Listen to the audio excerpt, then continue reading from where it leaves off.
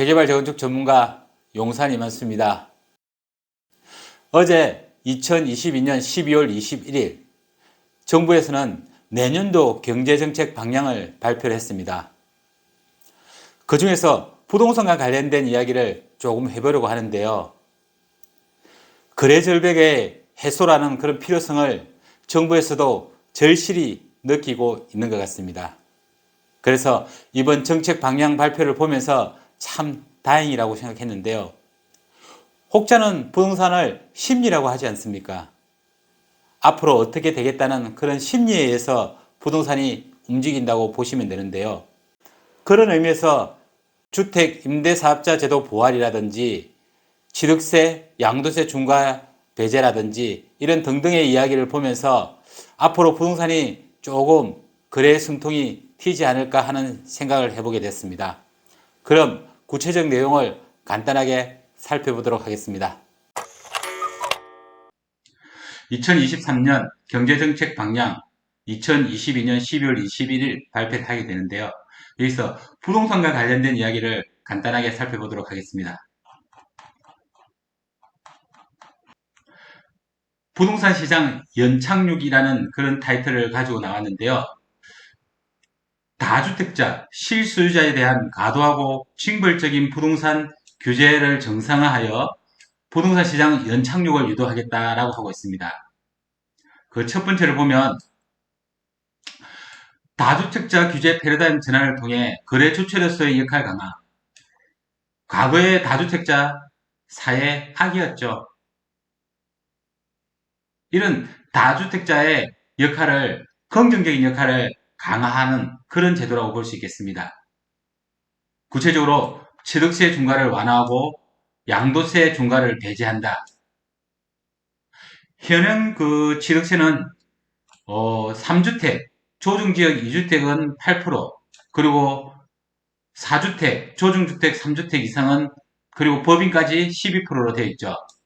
이런 징벌적 취득세 중과를 앞으로는 3주택은 4%, 4주택 이상, 법인은 6%로, 그래서 4%, 6%로 나누겠다고 하고 있습니다.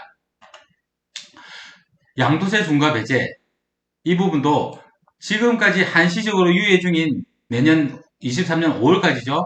양도세 중과 배제는 앞으로 1년 더 연장한다. 그리고 세제 개편안 2003년 7월을 통해 근본적 개편안을 마련하겠다라고 하고 있습니다. 정말 우리가 많이 기대하고 또 바라는 바였죠. 그래서 이게 정부에서 그 의도를 가지고 준비를 하고 있으니까 큰 기대가 되고 있습니다. 그리고 분양권 및 입주권, 이 부분도 단기 고가 세율을 적용하고 있었죠.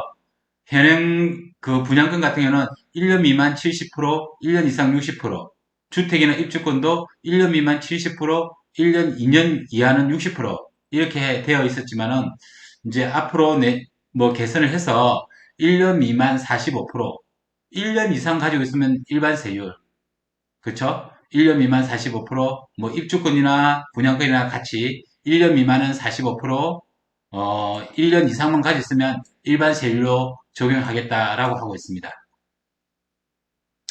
그리고 대출 부분도 있는데요. 그 규제 지역에서 다주택자에 대한 주택담보대출 금지 규제를 해제를 하고, 이 부분들을 해제를 해서 LTV 상한을 30%까지 적용해 주겠다. 이런 다주택자들이 고가주택을 살 때 뭐 대출을 많이 받는 건 아니잖아요. 뭐 일부 조금 부족한 부분은 받게 되는데 이런 부분들이 이런 부분들을 조금 해소가 충분히 될 수 있다고 생각하게 됩니다. 이 실수요자에 대한 규제 개선 및 서민 주거 부담 완화 추진을 하고 있습니다. 뭐 많은 부분들이 있어요. 사실은 이렇게 있는데 전체적으로 주택시장 상황을 종합적으로 감안하여 규제 지역을 연초에 추가 해제하고, 얼마 전에도 수도권 외에는 거의 대부분 다 해제를 했죠. 근데 앞으로는 수도권도 해제를 하겠다는 의미인 것 같아요. 민간 택지 분양가 상한제 적용 지역도 합리적으로 조정하겠다라고 하고 있습니다. 그리고 과도한 실거주 및 전매 제한 규제를 지역별 시장 상황 등을 고려하여 5년 이전 합리적 수준으로 환원하겠다라고 하고 있고, 이게 생활안전자금이나 임차보증금 반환 목적으로 추담대 규제를 완화하여 주택 구입 시와 동일한 LTV 규제에 적용하겠다, 이렇게 하고 있죠. 공시가격과 관련된 국민 부담을 추가 완화하고 산출 과정의 근본적인 투명성 제고 방안을 추진하겠다, 이렇게 하고 있고요. 그리고 규제지역 무주택 LTV 경우 시장 및 가계부채 여건을 보아가며 상향하는 방안을 추진하겠다. 23년 이후 공시가격 현실화 계획을 시장 상황을 반영하여 23년 하반기 중에 마련하겠다, 이렇게 하고 있습니다. 그리고 주택 공시가격 하락 효과를 반영하여 23년 1주택자 재산세 공정시장 가입 비율을 현 45%보다 낮은 수준으로 인하를 하겠다라는 방향을 제시를 하고 있습니다. 안심전환대출과 적격대출을 기존 보금자리론에 통합한 특례보금자리론을 확정한 후 23년 1, 4분기 중에 시행하겠다. 얼마 전에 특례보금자리론을 또 발표를 했죠. 정비사업 규제 개선, 사업성 제고 등을 공급 기반 입축 방지 등을 주제를 또 발표를 했는데요. 여기서 중요한 거는 우리가 많은 관심을 가지고 있었죠. 재건축 안전진단. 과도하게 입축된 정비사업 활성화를 위한 재건축 안전진단 합리화 방안을 시행하겠다 하고 있고, 여기 구체적 내용을 보면 예전에 구조 안전성 비율이 50%에서 30%로, 주거 환경을 15%에서 30% 높인다는 거고, 설비 노후도 25%에서 30% 비중을 상향하겠다 하고 있는데, 이 구조 안정성 때문에 재건축이 거의 안 됐죠. 그래서 내년부터는 이제 이 구조 안정성 비중을 좀 하향 조정했으니까 더 재건축이 좀 더 활성화되지 않을까 하는 판단을 해보게 됩니다. 그리고 무조건부 재건축 허용 판정 점수 기준을 완화해서 뭐 30점 이하라든 거를 45점 이하로, 그래서 재건축을 좀 활성화시키겠다는 그런 의지인 것 같아요. 함께 공급 속도를 조절하겠다. 기발표 공급 계획 정상 추진을 원칙으로 하되 시장 상황을 고려하여 탄력적으로 속도를 조절하겠다 하고 있습니다. 여기 내용에는 3기 신도시의 경우 23년 3반기 중 전체 토지 보상 완료 및 부지 조성 착공 목표로 속도감 있게 추진하겠다. 3기 신도시가 남양주 왕숙, 부천 대장, 고양 창릉, 인천 계양, 하남 교산 등이죠. 재건축 재개발 활성화 및 그간 지속 제기되어 온 임대주택 품질 개선 수요 대응을 위해 표준 건축비를 현실화하겠다. 그래서 분양가를 좀 올려가는 그런 의미도 있는데, 이 부분은 조금 더 미미하지 않을까 생각을 해봅니다. 임대주택을 활성화하려고 하는 그런 대책도 함께 나왔는데요. 현행 제도로는 단기가 없어졌죠. 건설이든 매입이든 다 없어졌고, 건설은 있었는데, 매입 임대주택에서는 아파트만 이게 장기로 없애버렸죠, 아파트를. 그래서 앞으로는 아파트도 85제곱미터 이하 같은 경우는 임대사업 등록을 활성화하려는 그런 추진을 하겠다, 이렇게 하고 있습니다. 다음은 뭐 함께 보도 설명 자료가 나왔는데요. 국토부에서 보도 참고 자료를 냈는데, 매입형 등록 임대 사업 정상화 방안, 이렇게 함께 발표를 하게 됐습니다.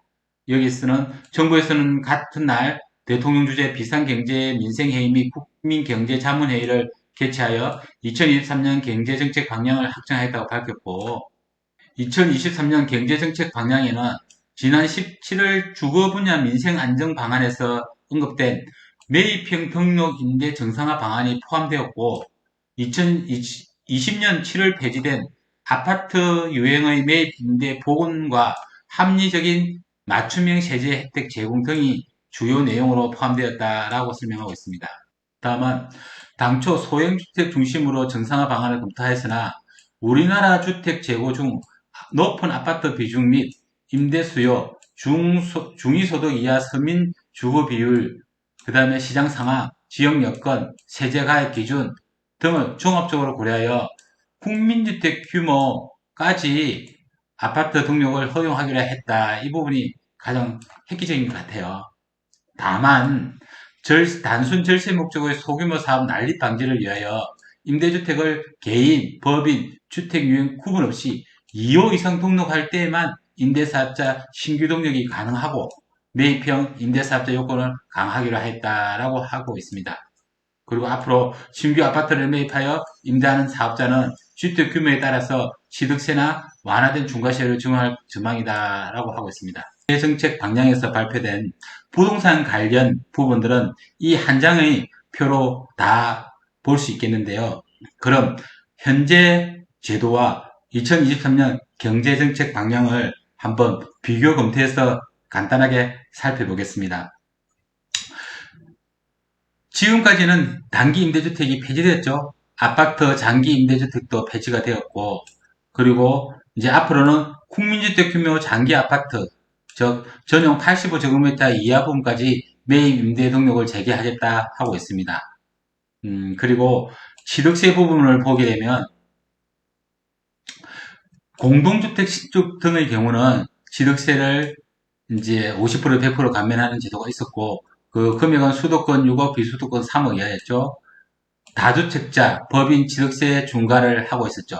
즉 8%에서 12%. 이제 이 부분을 어떻게 좀 개선을 해보겠다고 하겠냐면, 공동주택 신축 등의 경우는 기존 취득세 50% 100% 감면, 이 부분에 이제 기존에는 아파트는 없었잖아요. 앞으로 아파트도 포함시키겠다. 그렇게 하고 있고, 그리고 다주택자, 법인 취득세 중과를 완화하겠다. 즉 4%에서 6%로 그렇게 하고 있습니다. 이게 좀 뭐 크게 와닿죠, 우리한테. 그리고 종부세 부분을 보게 되면 주택수 합산 배제, 조정지역 내는 합산이 배제가 안 됐죠. 그리고 이제 앞으로 주택수 합산 배제, 조정지역 내에서도 합산 배제가 가능하다. 뭐 어떤 거냐면 매입 임대주택 같은 경우는 수도권 6억, 비수도권 3억 여기에 아파트도 포함시키겠다. 이 부분만 봐서는 크게 뭐 금액적인 부분이 좀 낮아가지고 가격이 많이 올랐는데 효과가 있을까 하는 의문을 가지게 되는데요. 나중에 보시면 또 다른 이유가 있습니다. 그리고 법인세 부분도 또 나와 있고, 이제 우리가 관심을 가진 양도세 부분인데요. 현재는 양도세 중과가 배제를 하고 있는 부분 일부를 하고 있지만은 조정지역 내는 중과 배제가 불가능하죠. 또 매입 같은 경우는 빌라 같은 거 사가지고 수도권 6억, 비수도권 3억, 아파트는 안 되었죠. 그리고 그 장특공제도 70% 건설만 됐었죠. 이제 앞으로는 양도세율 중과 배제를 조정지역제도 가능하겠다. 매입 임대주택을 등록했을 경우는 수도권 6억, 비수도권 3억, 금액은 동일하고요. 여기에 아파트도 포함시키겠다 하고 있습니다. 장특공제도 똑같고, 여기서 중요하게 생각되는 부분이 이 부분인데요. 15년 이상 장기 매입 임대주택을 등록했을 때는 종부세 합산, 양도세 중과 법인세 등 추가 과세 배제를 시켜주겠다 하고 있습니다. 근데 그 금액이 수도권 9억, 비수도권 6억입니다. 그래서 이 경우에 조금 뭐 이게 혜택을 볼 수 있는 주택수가 많이 늘어날 수 있겠죠. 제 생각에 오늘 제일 핵심은 뭐 여러 가지 많은 부분도 있었지만은 이제 여기에 이제 양도세, 취득세, 다주택자 법인들 취득세 중과를 완화한다는 부분하고 또 이 부분들 이제 15년 이상 장기로 임대사업 등록을 했을 때 종부세나 중과나 이런 부분들을 배제하겠다는 거하고, 그리고 특히 이제 여기는 이제 뭐 제재? 규제라고 해야 되나? 이런 부분이라고 하시는데, 이 부분을 적용시키려고 그러면 2호 이상을 등록해야 된다는 거예요. 2호 이상을. 예전에는 한 채만 등록해서도 충분히 혜택을 줬는데, 앞으로 계속 이런 한 채만 등록해서 혜택을 보는 이런 부분들이 임대사업자를 등록을 난립을 하는 경우도 있었고, 그래서 이런 부분들을 조금 더 규제를 하겠다는 거죠.